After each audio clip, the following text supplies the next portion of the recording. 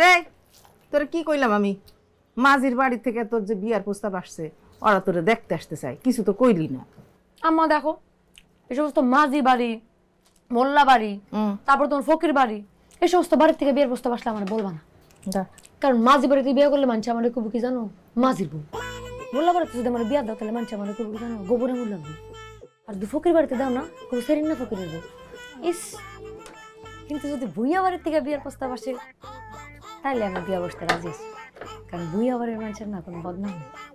বাবা আমা দেখো তো বুইয়া বাড়িতে একটা বুইটা বেটা পাও নি কল লেগা। আম্মা দেখো তো ভুইয়া বাড়িতে কোনো বুড়া পেটে পাও কিনা। হ্যাঁ, তোমরা এই বুড়া বুড়ি নিয়েই থাকো, আসল কথা তো কিছু কও না। এই মুখেটা শেষ কর।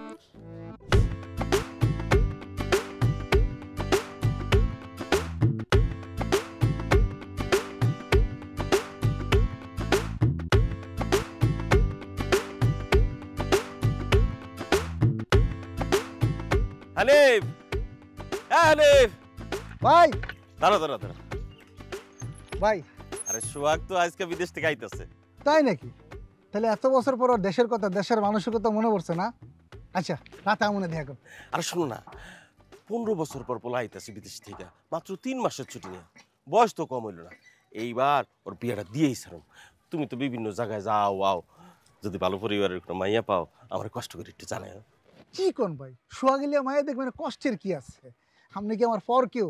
আমার কাছে ভালো একটা মায়ের সন্ধান আছে, আমি কথাবার্তা কই, রাতের মধ্যে আপনারা জানাইতেছি। আচ্ছা এই সন্ধ্যাবেলা আয়ও কিন্তু দিলি। হ্যাঁ আমি আমনে যাই, ঠিক আছে। কাম আছে।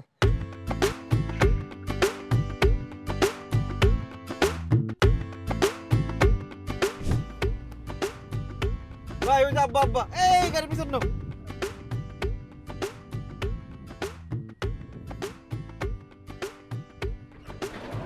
আব্বা এই যে ভাই।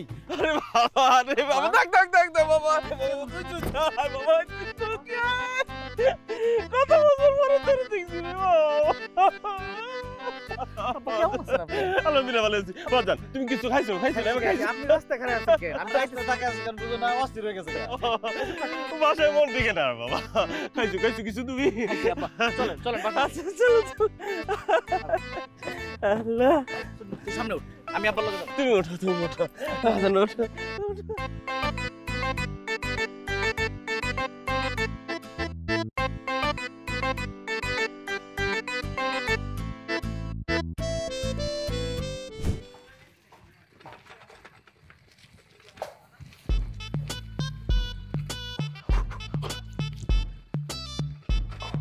মামা আসসালামু আলাইকুম, কেমন আছো? ওয়ালাইকুম সালাম, ভালো আছি। কি রে তুই সিবার মধ্যে কি করস? এ মামা এমনিতেই। মামি কেমন আছে? তোর মামি ভালোই আছে, খালি বাইক বইয়া থেকে থেকে মামির খেয়ে বলস না। কতদিন তোরে ফোন দিয়া কইলাম আয় আয় 2-3 দিন বেড়ায় যা, তো আমার কথা শুনস না। ও মামা যামু না। যা মনে আয়, বাইতে কাম আছে। তুমি যাও, আমি আইতাছি। মামা কি মানি ব্যাগটা বাইর করো না।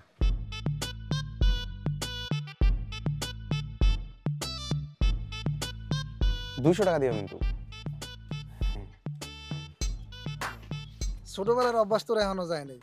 2 টিয়া দিয়ে শুরু করছস, 2 টিয়া 10 টিয়া 20 টিয়া 50 টিয়া 100 টিয়া, আর 200 টাকা থামছস না। এই তুই টিয়া বসে কার পিছনে খরচ করস? সেমটিকে পিছনে? মামা কি কও, চা বিস্কুট খাই। চা বিস্কুট খাস? হ্যাঁ হন, তুই মামা কিন্তু বুড়ো হইব, তুইও চাকরি করবি, ব্যবসা বাণিজ্য করবি, বুঝছো? সেই মামার কথা কিন্তু মনে রাখিস। তখন কিন্তু তুই আমার চা নাস্তা খাইতে, বিড়ি সিগারেট খাইতে টিয়া দিবি। ওই দিমু না মামা। মনে থাকবো? আয় বাইতে বাইতে। তুমি যাও, আমি একটু আইতাছি। যা আয় তাড়াতাড়ি। আচ্ছা ঠিক আছে।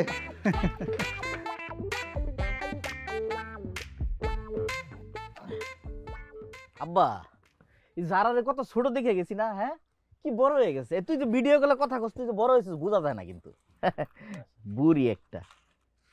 এই যে নে, তুই চেন চাইছিলি, এই যে ধর তোর চেন নিয়ে এসি, পর। পরমা কত বড় হয়ে গেছে, বিয়ে শাদী দিয়ে দিতে হইব। পর পর এটা তোর জামাইরে দিয়ে দিয়াম বিয়ার সময়, তারপরে তোর লাগিয়া বিয়ার সময় বড় বড় চেন নিয়ে আমু, ভারী অলংকার নিয়ে আমু কিনা। হ্যাঁ চিন্তা করিস না আব্বা। এই যে একটা তোর বিয়ার যায় নামাজ, আপনি নামাজ পড়ে আমার লাগে দোয়া করবেন। তোমাকে সবার লেগে আমি সবসময় দোয়া করি বাজার। জানি আব্বা। আরে যে ছোট মিয়া, আপনার তো খালি আমি ফোনে জিজ্ঞেস করি কি লাগবো কি লাগবো, আর আমার একটাই কথা ভাইয়া তুমি আয়ো, এই যে আমি আইছি, এখন কি লাগবো ক? আমার যা লাগবো তুমি এখান থেকে দিতে পারবা, বিদেশ থেকে আনার দরকার নাই। আচ্ছা কবি তো ক আগে। এখন কও তুমি দিবা নাকি? আচ্ছা দিমু ক। আমাকে একটা ভাবি লাগবো, কি কর যারা। আচ্ছা দেখ, এখন তো সময় নিয়ে আইছি, তখন ভাবি লাগবো, খুঁজে বাইর কর।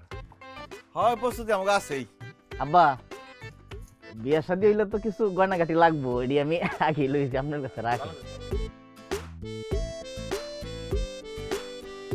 আব্বা ফুপু যাওয়ার কথা আইলো না? আর তো কথা আসছিল, ওর শাশুড়ির কোমর ভেঙে গেছে। ও আচ্ছা আচ্ছা, ওই যে দুইটা কম্বল আনছি তো, একটা ফুপুরে দিয়ে দিবেন। আচ্ছা ঠিক আর আব্বা এই যে এখানে শ্যাম্পু সাবান এগুলো এগুলো বেশি করে আনা আছে, আপনি এগুলো যারা যারা দেওয়া লাগে দিবেন। চকলেটও আছে প্রচুর, পোলা পান্ডে সবাই দেখে দেখে আপনি চকলেট দিয়ে নিন থেকে। আচ্ছা আচ্ছা, দেওয়ার পোলাবেন আর অভাব নেই। আর এই যে ছোট মিয়া, আপনি মনে করেন না যে আমি দূরে থাকি দিকে কোনো খোঁজ খবর রাখি না? বহুত ফোন আমার কাছে গেছে, টই টই করে ঘুরে বেড়ায়। আর আব্বা আপনি তো কর না। আরে করবো করবো, বয়সলে করবো না। আপনি তখন আরো দেখলে চালাইতে পারেন নাকি? আর এটা টই টই করে ঘুরে বেড়ায়, ওরে আপনি একটা দোকান দিয়ে দিবেন, 4-5 লাখ টাকা যা লাগে ওগুলো আমি দিতেছি। আচ্ছা আচ্ছা ঠিক আছে, তাহলে বাজারে আমার একটা কসমেটিক্সের দোকান দিয়ে দিও। অবস্থাটা দেখো আব্বা, দেখছেন তার বুদ্ধিটা? মানে তার কসমেটিক্সের দোকান দিয়ে দিব, আর মাইয়ারা আইবো, ওইগুলো খাতির করে সবকিছু মাগনা দিয়ে দিব। ব্যবসা 2 দিনে লাড়ে উঠতে পড়বো। আব্বা ওর একটা মুদির দোকান দিয়ে দিবেন। মুদির দোকান? আচ্ছা ওটি দিন। আমি কিছু করি একটা দোষ, মুদি দোকান কেন আমি বমু? সমস্যা নেই। তুই কথাই কইবি না, আব্বারা যেটা কইছি আব্বা ওটা করে দিব, তুই ওই কাজ করবি।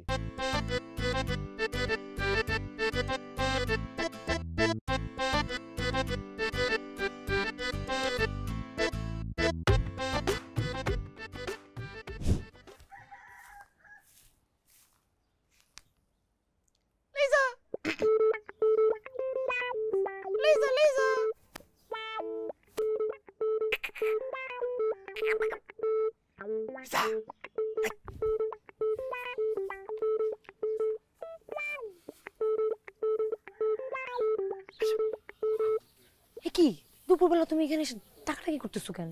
তোমার চেহারা রে কি অবস্থা? সাবান শ্যাম্পু কিছু দাও না? তুমি কালা কালা হয়ে গেছে গা। সত্যি কালো হয়ে গেছে? হ্যাঁ। কে? আমি তো প্রতিদিন সাবান শ্যাম্পু দিয়ে গোসল করি। আরে এই সব সাবান শ্যাম্পু দিয়ে গোসল করলে কাজ হইব না, বিদেশি সাবান শ্যাম্পু দিয়ে লাগবো, তাইলেই না চেহারাটা চকচক করবো। বিদেশি শ্যাম্পু আমি কই পাবো? বিদেশি সাবান শ্যাম্পু আমি দিব তোমারে। তুমি কেমনে দিবা? তুমি জীবনে বিদেশ গেছো? আমি দিব, এই দিনই আইছি। তুমি কই পাইছো এগুলা? আরে বিদেশি জিনিস আনতে বিদেশ যাওয়ান লাগে না, আমার ভাই থাকে না, আমার ভাই নিয়ে এসে এলাও। চুরি করে নিয়ে আসতো, আমার তেমন লাগে না। চুরি করে আনবো কেন? আমার ভাই বলছে আমাকে আত্মীয় স্বজনদের দিতে। আমার সব থেকে বড় আত্মীয় কেনা তুমি।